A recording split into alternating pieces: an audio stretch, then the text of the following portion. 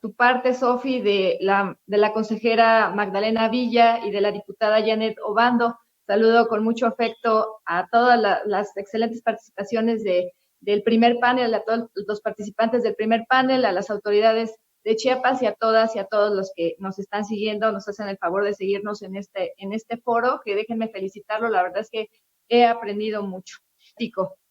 Eh, algo que yo quería comentarles y que ya lo acaba de referir la consejera Dania, justo es los requisitos de elegibilidad. El artículo 10 se refiere en esta reforma de la LEGIPE que solamente van a ser declarados inelegibles cuando se trate de diputados y senadores, y solo cuando esté probado o condenado por delito que demuestre que haya ejercido violencia política de género. Efectivamente, los órganos jurisdiccionales, en específico la Sala Jalapa, sacó un criterio muy relevante en el cual se establece que también van a ser inelegibles aquellas personas que hayan cometido la infracción de violencia política de género, en especial en el tema Oaxaca. Incluso también ha dicho, no solo cuando se demuestre que ha hecho violencia política de género con pruebas contundentes o con indicios, sino también cuando en un juicio se haya dicho que no existía violencia política de género en contra de una mujer, por ejemplo, como acceso al cargo. Sin embargo, hay renuencia en el incumplimiento de la sentencia y después hay otro juicio precisamente donde denuncian que siguen actos reiterados que le impiden ejercer el cargo. Con esto se ha tenido por demostrado que hay violencia política de género, es decir, por reiteración. Entonces, y yo aquí les quiero decir que ya en el caso de Oaxaca ya incluyeron justo la inelegibilidad también por una condena electoral, ya sea administrativa o judicial. Y otros tipos de violencia, incluso fueron más allá en el caso de Oaxaca, incluso cuando hay sentencia condenatoria, cuando hombres han incurrido en violencia familiar, laboral, comunitaria, institucional, hasta allá ya fueron. Entonces, es un tema para ponderar en la armonización, porque justo como lo decían hace un momento, si bien es cierto, Chiapas ha sido uno de los pioneros donde ya tenía reconocida la reforma, ya tenía en su legislación local violencia política de género, etcétera, y ha hecho grandes avances. Lo cierto es que hay todavía mucha violencia política, grandes temas en Chiapas. También yo recomendaría para la armonización que se establezca entre las facultades del Instituto Electoral y de Participación Ciudadana de Chiapas la creación de un listado de personas condenadas por ejercer violencia política en contra de las mujeres. ¿Esto por qué? Porque cuando llegue el registro de alguna persona, ustedes ya tengan la lista y sepan si es elegible o no por haber sido condenado por algún tema de violencia en contra de las mujeres. Como ya comentaba también la consejera Dania, debe de ser también precisar en su armonización que la suspensión, es decir, esta inelegibilidad, debe ser aplicable en el proceso electoral inmediato a la condena o en el que se está contendiendo. No puede ser de por vida, todo es un derecho humano al olvido. Entonces, finalmente, si ya fue condenado en algún momento, ya pagó la sanción, entonces no tiene por qué ser de por vida esta inelegibilidad. Entonces sí precisar que tiene que ser para el proceso electoral inmediato o la condena a la que está contendiendo o el proceso en el que está contendiendo. También yo sugeriría dentro de la armonización de Chiapas la reestructura del PES local en el que será procedente por violencia política de género. Si bien es cierto, actualmente, como ya lo señalé y ya varias personas que me han antecedido ya lo señalaron, ya en Chiapas ya era reconocida la violencia política de género y ya estos temas ya eran conocidos por el Instituto Electoral de Participación Ciudadana de Chiapas, que era quien conoce y quien resuelve. Ahora bien, aquí pues obviamente hay que hacer la estructura y esto es lo que ha generado muchas dudas. ¿A quién le corresponde conocer el PES? He escuchado varias voces. Sin embargo, creo que le debe de corresponder sin duda, desde mi punto de vista y por la experiencia que tengo de venir de un OPLE en el cual también tuve la oportunidad de generar que se creara la comisión de género, la unidad de género, y creo que es importantísima esta cercanía que tiene que haber con las víctimas, con las presuntas víctimas. Es decir, el Instituto Electoral local es el que conoce todo el contexto, qué ha pasado con las candidatas, con las precandidatas, incluso las unidades de género son, desde mi punto de vista, fundamentales para la protección de la violencia política contra las mujeres. ¿Por qué? Porque existe esa cercanía y las mujeres, yo lo que recuerdo es que las mujeres iban justo a solicitar apoyo, orientación, qué podían hacer cuando eran violentadas. Entonces, a mí me parece que esto concatenado con lo que también señalaba la consejera Dania, ya debe de ser una comisión de género permanente y también su unidad, también hace rato comentaban, tiene que quedar en ley para que exista el presupuesto necesario para que quede vigente y tenga vida esta unidad de género, porque si no se queda a la disposición presupuestal. Y como ya sabemos, este año el presupuesto que se va a aprobar seguramente va a ser muy recortado por el tema de austeridad, el tema de pandemia, la crisis económica. Entonces yo recomendaría que también se quedara la unidad de género en ley, no solo la comisión permanente, sino también la unidad de género permanente. ¿Por qué? Porque desde mi punto de vista, ellos son los que tienen esa cercanía, van a orientar. Hace rato decía la magistrada Mónica, las mujeres no saben, no desconocen mucha parte de esta reforma de violencia política, no saben cómo impugnar, ante quién acudir, qué derechos tienes, qué garantías tienes, etcétera. Entonces, es fundamental desde mi punto de vista que sean los OPLES quienes sustancien, conozcan estos procedimientos especiales sancionadores. Ahora, hace rato también comentaba la magistrada Lanisque, hay varios estados que ya hicieron su armonización, en total 11, pero ¿quién conoce en estos estados la violencia política de género? Solo 5, antes de la armonización, lo conocía igual que en Chiapas, es decir, conocía, sustanciaba el procedimiento especial sancionador, el instituto, y resolvía. Solo 5 estados. No sustanciaba, como es en la mayoría de los estados y a nivel federal, no sustancia y lo remite al tribunal local para que él o a la sala especializada para que sea quien resuelva. Yo estaba analizando algunas de las reformas que ya publicaron, porque las 11 todavía no las han publicado, y déjenme decirles, por ejemplo, que Querétaro, que era uno de los estados que también conocía y resolvía el Instituto Electoral local, ahora ya él va a sustanciar, pero va a resolver el Tribunal Electoral. En esa misma sintonía está Campeche, Sonora, Guanajuato, Oaxaca y Guerrero, que son de las que he podido revisar, pero ya están publicadas, que conoce el instituto y resuelve el Tribunal Electoral. Entonces, yo les quería poner sobre la mesa, reflexionar sobre la conveniencia de que sea el instituto o el tribunal el que conozca. ¿Cuál es la desventaja, diría yo, de que conozca el instituto, y qué es lo que han puesto en la mesa? Y justo fue cuando fue la reforma de 2014, de por qué tenía que conocer un tribunal y no el instituto.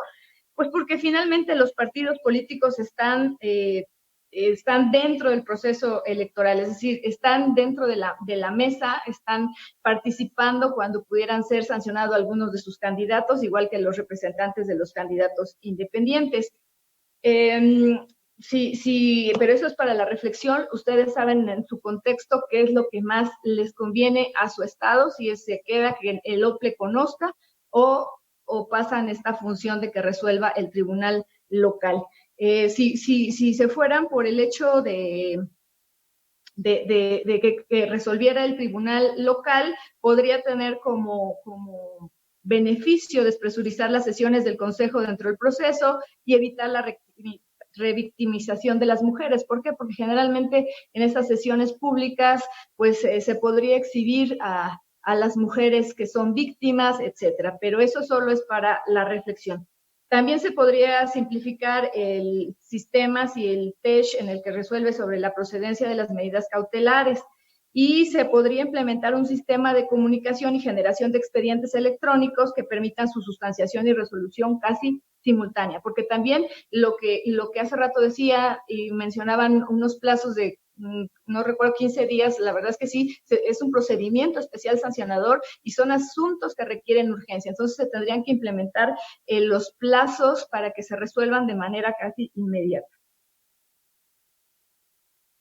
Ahora, también hace rato señalaban sobre las medidas cautelares y órdenes de protección previstas en el artículo 463 de la LEGIPE y 27 de la Ley General de Acceso de Mujeres a una Vida Libre de Violencia. Aquí quiero hacer énfasis y que también yo creo que si queda expresa en la armonización sería muy bueno, que dichas medidas se deben solicitar en las quejas o denuncias, lo que no impide que se puedan girar vistas y otorgarlas de oficio. Déjenme decirles que ahorita, bueno, por ejemplo, en sala regional hemos tenido varios asuntos de violencia política de género en donde se han emitido medidas de protección, aún si no lo piden las mujeres. Si se ve que existe manifestaciones donde ellas digan que están amenazadas, que corren peligro su vida, se deben de otorgar de oficio. Entonces, yo creo que sería bueno que quedara en la ley para que no quede duda que las autoridades podemos otorgarlas de oficios. Establecer que las medidas se podrán solicitar por el instituto, esa también parte tiene que quedar clara, o el tribunal electoral, como ya saben, también procede el juicio para la protección de los derechos políticos del ciudadano y entonces también cualquiera de los dos pueden emitir medidas de protección o cautelares. Respecto a las órdenes de protección, también debe de quedar claro que se deberá dar vista a la Fiscalía para que observe el tipo de riesgo y determine si serán de emergencia o preventivas, o al juzgado familiar en caso de civiles. Esto está retomado del protocolo, pero que todavía es vigente. La medida cautelar consistente en un análisis de riesgo y un plan de seguridad que se debe solicitar a la Secretaría de Gobernación, ya que implica una investigación electoral, no electoral. Esto en otra plática generó mucha duda. ¿Cuál era el análisis de riesgo? ¿Quién tenía que hacer este análisis de riesgo? Es decir, para ver qué medidas de protección se van a dar, ¿quién tiene que hacer este análisis de riesgo y plan de protección? De acuerdo al protocolo para atender la violencia política contra las mujeres, la Secretaría de Gobernación tiene la atribución de elaborar un análisis de riesgo y proponer el plan de protección para implementar las medidas necesarias para garantizar la vida e integridad de la persona que con motivo de la actividad política se encuentren en un riesgo. Así es como ya establecido en el protocolo. Entonces, yo recomendaría homologar a nivel local, es decir, la Subsecretaría de Gobierno y Derechos Humanos de la Secretaría de Gobernación, por lo que cuando se estime procedente se le podrá ordenar su desarrollo y propuesta a la autoridad electoral. Es decir, para que tengamos con elementos sólidos, porque requiere esta investigación para saber en qué medida tenemos que otorgar las medidas de protección de acuerdo al análisis de riesgo y plan de protección.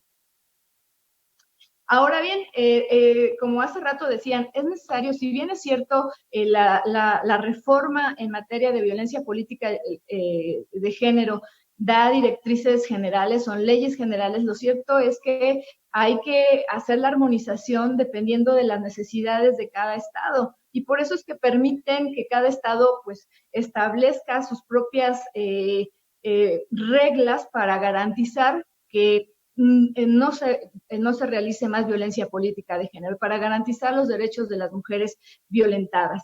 En este caso quiero destacar que Chiapas, como ya también se ha referido, pues es uno de los estados que tienen más población indígena. Ocupa el tercer lugar nacional en índice de población hablante de lengua indígena con 27.9 tras Oaxaca y Yucatán, que tienen el 32% y 28% respectivamente.